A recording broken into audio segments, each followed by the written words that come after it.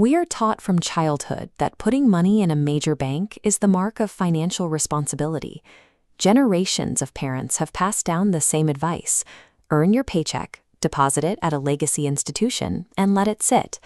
Let's look at what that advice actually costs.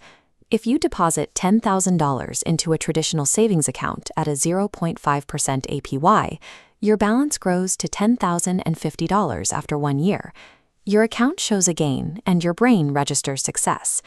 This chart frames that growth against the real world. While your bank interest adds $50, an average inflation rate of 3% pushes the cost of groceries, rent, and gas higher. Your original $10,000 now needs to reach $10,300 just to maintain the same purchasing power it had 12 months ago.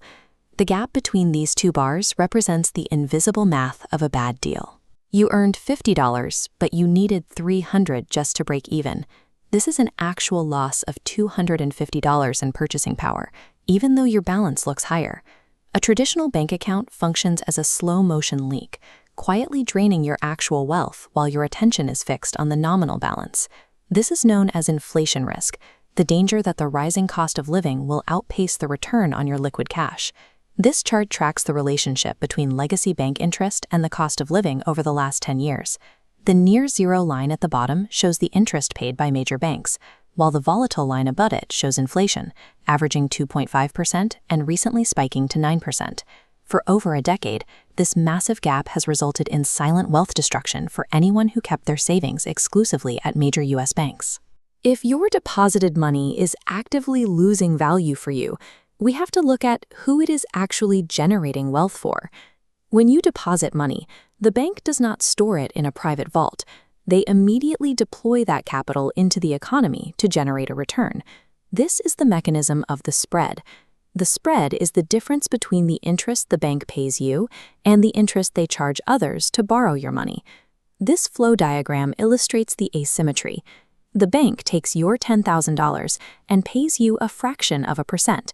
Simultaneously, they loan that exact cash out as a 7% mortgage, an 8% auto loan, or a 24% credit card.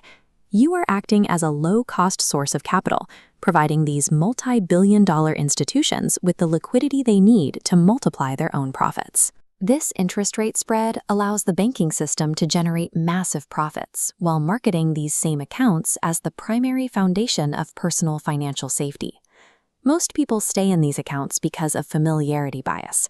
We trust the physical branch down the street or the bank we've used since childhood, even when the math no longer supports that loyalty. High-yield savings accounts, or HYSAs, offered by online-only banks like Ally, Marcus, or SoFi, offer a different math. These banks often pay 4.5% APY or more, up to 50 times the national average. Because they lack the overhead of physical branches, they can pass a larger portion of the spread back to the depositor to win your business. Moving to an online bank does not involve more risk. Your money is identically protected by the same FDIC insurance found at a legacy bank, covering you up to $250,000. Staying at a legacy bank forces you to pay an invisible tax to fund a physical building you almost never visit. Protecting your wealth requires a shift in how you use a savings account. It functions strictly as a holding pen for short-term liquidity, rather than a tool for building wealth. We manage this using a 3-bucket system. Bucket 1 is your emergency fund. This covers 3 to 6 months of living expenses. By moving this fund to a high-yield savings account today, you recapture the spread while keeping the cash liquid. Bucket 2 is for short-term goals, money you'll need within 3 years for a house or a car. You can lock in guaranteed yields for this money using CDs or treasury bills. Bucket 3 is for long-term wealth. Any money you won't touch for 5 years or more belongs in low-cost index funds, like the S&P 500, which allows you to own a piece of the 500 largest companies in the U.S. This chart shows the 10-year inflation-adjusted outcomes of a $20,000 starting balance. In a traditional bank account, your real purchasing power drops by $4,000. In an S&P 500 index fund, that same money adds nearly $18,000 in real value.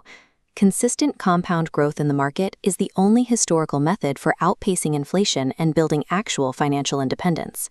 The first step is simple. Open a high-yield savings account today and relocate your emergency fund out of the legacy banking system. You can continue to let your bank use your cash to multiply their profits, or you can take back the spread and put that money to work for your own future. True financial safety requires ensuring your money mathematically outpaces the cost of existing, rather than relying on a stagnant account balance. Subscribe for more research-based financial guides, and let us know in the comments which bank you're moving away from today.